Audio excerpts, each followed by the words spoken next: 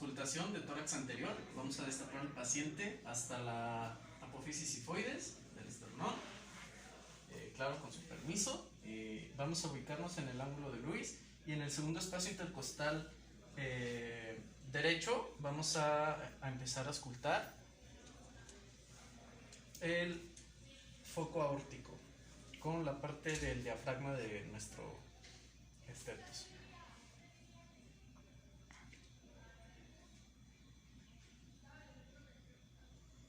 Ahora vamos a pasar aquí mismo, pero del lado derecho, en el segundo espacio intercostal, a escuchar el foco pulmonar.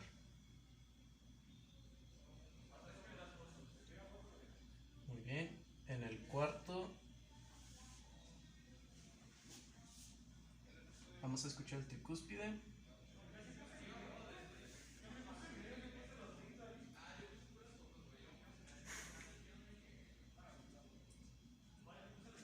Y en el quinto el mitral.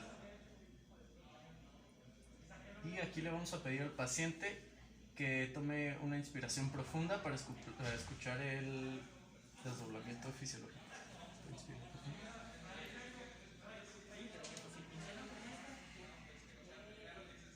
Muy bien, muchas gracias. Un gusto. Aquí vamos a sobre todo buscar la presencia de algún soplo o algún tercer ruido que pues ya sería patológico.